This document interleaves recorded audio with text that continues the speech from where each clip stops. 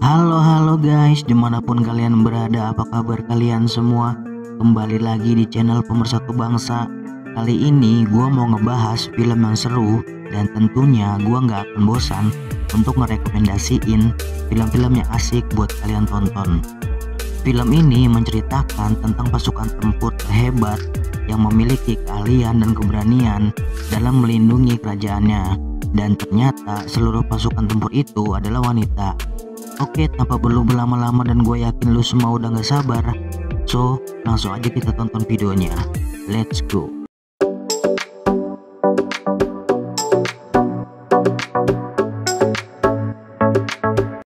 Cerita dimulai pada suatu malam di sebuah desa. Terlihat beberapa orang pria sedang asik menikmati malam dengan berkumpul dan mengobrol. Kemudian salah seorang dari mereka merasakan sesuatu dari balik semak-semak. Namun yang mereka lihat hanya sekumpulan burung. Ketika mereka menganggap semua baik-baik saja, tiba-tiba muncullah beberapa wanita dengan peralatan tempurnya hendak menyerang desa. Lalu dengan aba-aba dari sang pemimpin, para wanita tersebut langsung menyerang desa itu. Dengan keahlian tempurnya, para wanita berhasil melibas satu persatu penduduk desa. Dengan beringas dan tanpa ampun, para wanita berhasil melahap semua lawannya. Sampai pada akhirnya mereka bisa menguasai desa. Ternyata para wanita tersebut menyerang desa itu bukan tanpa alasan, karena yang mereka lawan adalah para penjahat yang telah menjadikan penduduk desa itu tahanan dan menjual penduduk desa untuk dijadikan budak. Singkat cerita, di tempat lain terlihat gadis desa bernama Nawi sedang kedatangan seorang pria di rumahnya. Ternyata orang tua Nawi telah menjualnya kepada seorang pria tua kaya untuk dijadikan istri. Namun karena tidak ingin dinikahi oleh pria tua bangka, Nawi pun menolaknya. Karena malu dan sakit hati melihat perbuatan anaknya, sang ayah membawa Nawi ke istana dan memberikan anaknya untuk dijadikan prajurit agar anaknya bisa ikut berperang dan merasakan sakit seperti apa yang dialami oleh ayahnya. Lalu Nawi dibawa oleh seorang wanita yang bernama Izogi. Setelah berada di dalam, Nawi melihat banyak sekali prajurit yang sedang berlatih. Kemudian Nawi dibawa ke suatu tempat yang dikhususkan untuk para prajurit wanita. Setelah itu Nawi dikumpulkan dengan wanita yang lain. Kemudian seorang wanita bernama Naniska yang merupakan seorang jenderal mengatakan bahwa mereka akan dilatih menjadi prajurit sebagai pengawal raja yang disebut dengan Agozi, dan juga agar mereka siap menghadapi peperangan untuk melindungi kerajaan. Di tempat lain, Raja Dahomey yang bernama Gezo merasa marah karena bangsa Oyo telah memasuki wilayah kekuasaan Dahomey dan menahan rakyatnya lalu menjual mereka sebagai budak.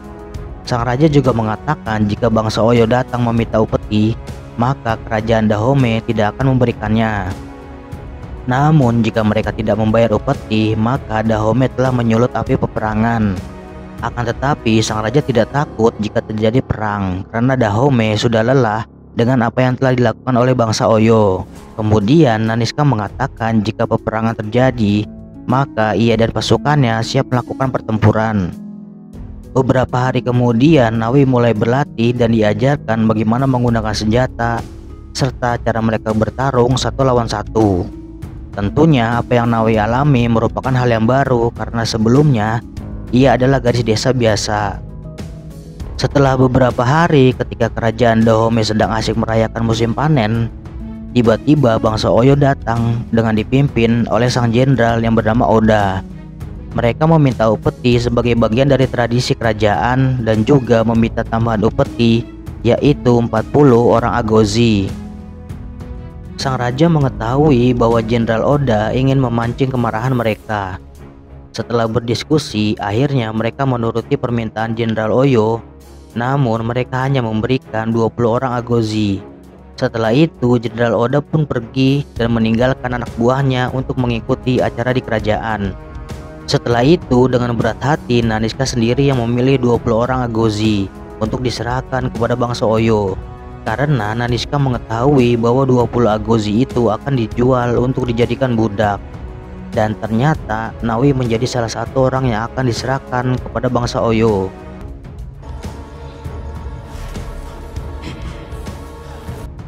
Di lain tempat, di suatu pelabuhan bernama Auda, terlihat dua orang pria dari bangsa Eropa telah datang untuk melakukan perdagangan.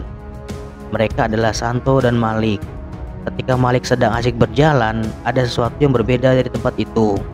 Ia melihat beberapa orang kulit hitam berada dalam kurungan, dan juga ada beberapa orang dalam keadaan terikat. Tidak lama kemudian datanglah Naniska berserta rombongannya dengan membawa upeti yang bangsa Oyo pinta. Kemudian Naniska mengatakan bahwa Agoji bukan upeti. Ternyata yang mereka bawa bukan upeti melainkan kepala dari anak buah Oda. Lalu Naniska menyuruh anak buahnya untuk lari dan membiarkan Naniska berduel 1 lawan 1 dengan Oda. Akan tetapi Nawi tidak ikut lari dan malah membantu Naniska. Kemudian terjadilah pertempuran para jenderal terkuat dari tanah Afrika. Oda dan Naniska saling serang dan saling mengeluarkan seluruh kemampuannya. Nawi yang melihat itu hanya bisa terdiam. Namun Oda terlalu kuat untuk Naniska. Ketika Naniska berhasil melumpuhkan Oda, lalu Naniska dan Nawi pun langsung pergi dari tempat itu. Sampai pada akhirnya Naniska dan Nawi berhasil melarikan diri dengan selamat. Setelah itu Naniska marah kepada Nawi karena ia tidak mengikuti perintahnya dan malah membantunya. Namun Nawi beranggapan bahwa yang ia lakukan sudah benar. Kemudian Naniska mengatakan jika mereka tertangkap oleh bangsa Oyo, maka mereka akan dijadikan budak, dan jika itu terjadi lebih baik mereka mati. Malam harinya Igozi mengajak Nawi untuk berkeliling. Kemudian ia bertanya kepada Nawi kenapa ia menolong Naniska.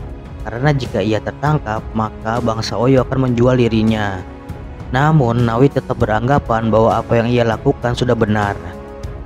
Di tempat lain, seorang wanita bernama Aminza bertanya kepada Naniska dengan apa yang telah ia lakukan bukanlah Naniska yang sebenarnya. Naniska mengatakan apa yang ia lakukan memiliki satu tujuan, yaitu mengambil kepala Oda.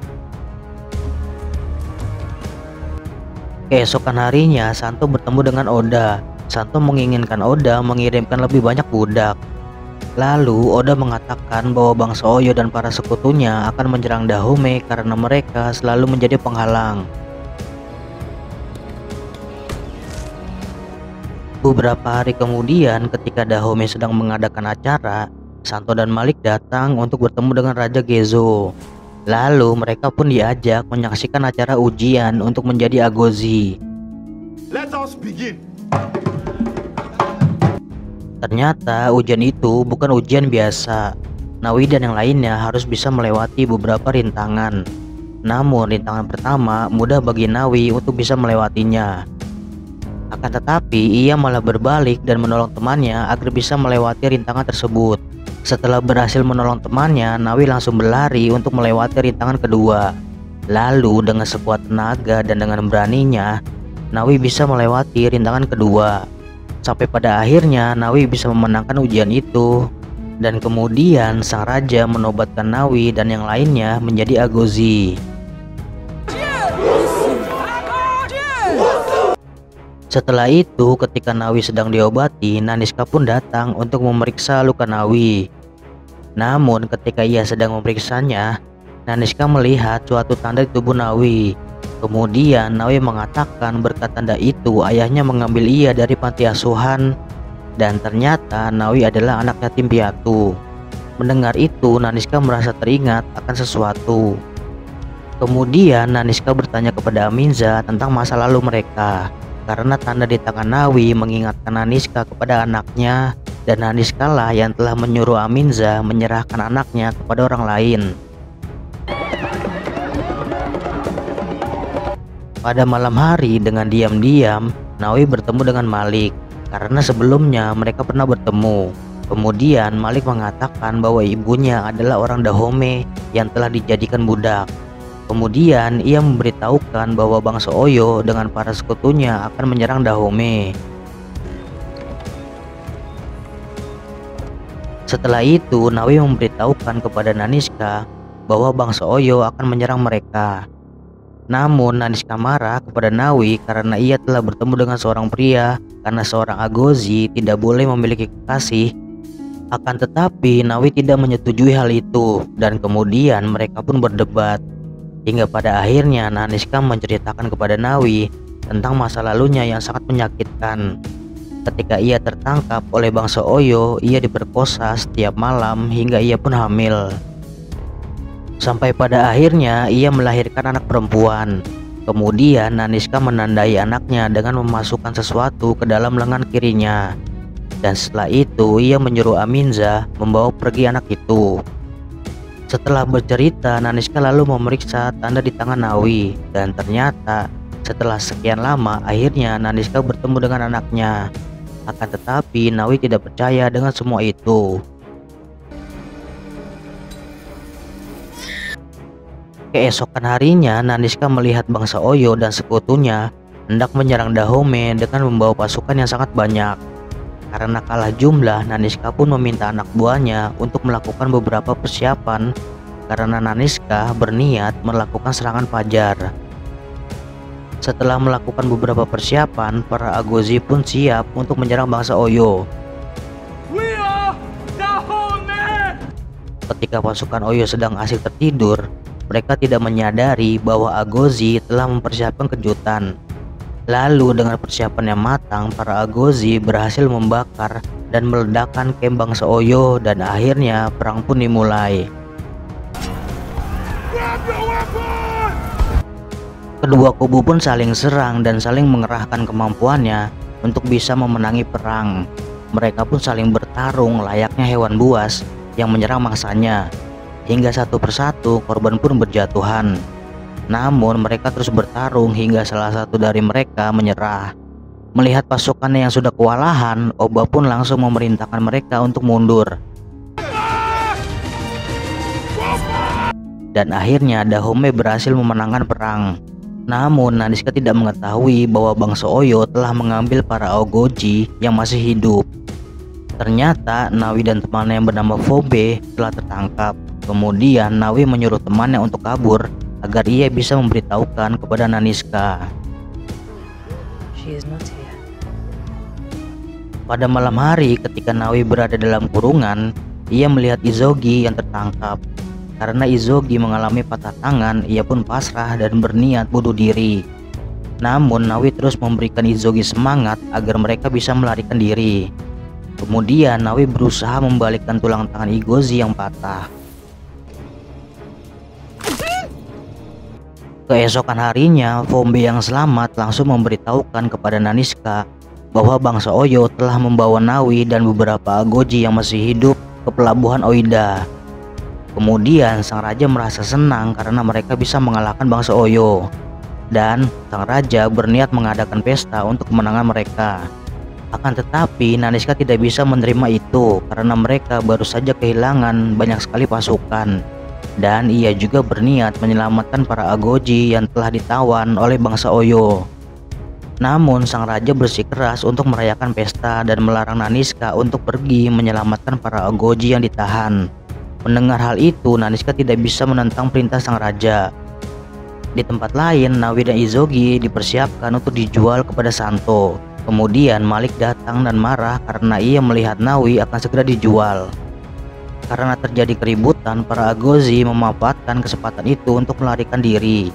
Namun ketika Izogi berhasil melarikan diri, ia melihat Nawi yang berhasil tertangkap.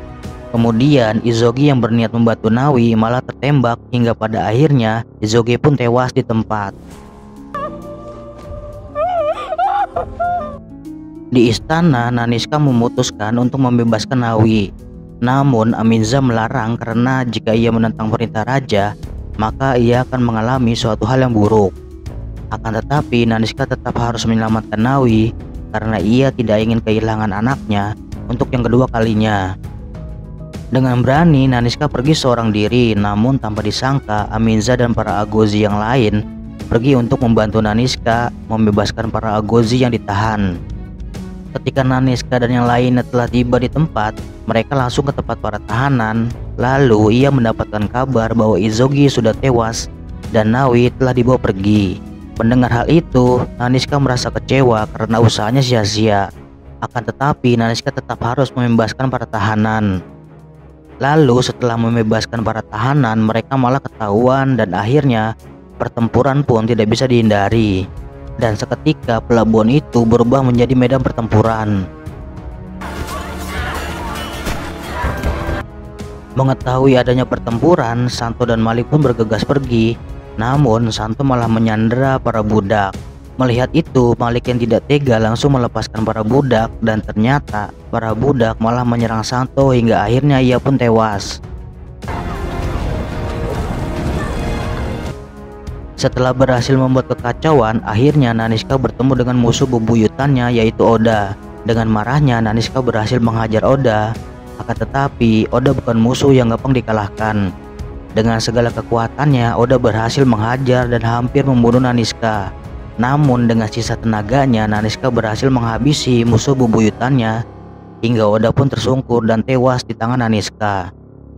Ketika Naniska mulai kehabisan tenaga, tiba-tiba musuh datang. Lalu Nawi pun datang dan dengan sadisnya Nawi berhasil menghajar musuh-musuhnya. Setelah berhasil memenangkan pertempuran, Naniska dan para Agozi kembali ke istana. Karena telah menentang perintah raja, Naniska pun berniat mundur dari jabatannya dan siap menerima hukumannya. Namun sang raja tidak merasa kesal karena Naniska berhasil mengalahkan bangsa Oyo. Lalu sang raja mengatakan bahwa Naniska dan para Agoji sebagai pahlawan kerajaan. Dan kemudian sang raja memberikan Naniska gelar suci karena keberaniannya dengan sebutan The Woman King. Naniska, the Woman King. Setelah itu Naniska meminta maaf kepada Nawi karena telah meninggalkannya dan ia sangat menyesal. Namun Nawi bisa selamat karena ia sudah ditakdirkan untuk bisa berada di sini. Akan tetapi Nawi masih saja tidak bisa menerima itu. Lalu ketika para Agoji sedang merayakan kemenangannya, Naniska masih tetap saja merasa sedih dan murung. Kemudian Nawi datang lalu mengajak sang ibu untuk menari dengannya. Akhirnya Naniska merasa senang karena Nawi telah mengakui dirinya sebagai ibu kandungnya. Lalu Oke guys, bagaimana dengan film tadi? Gue yakin bisa menghibur kalian semua. Sebelum gua pamit, gua mau ingetin jika kalian suka dengan video ini, kalian bisa subscribe, like, dan tulis komentar kalian agar channel ini bisa lebih berkembang lagi. Dan satu lagi, kalian juga bisa aktifkan tombol loncengnya agar kalian tidak ketinggalan dengan video yang lebih mengasihkan tentunya. Oke, sampai jumpa di cerita film yang lebih mengasihkan lainnya. Gua mohon pamit, ciao.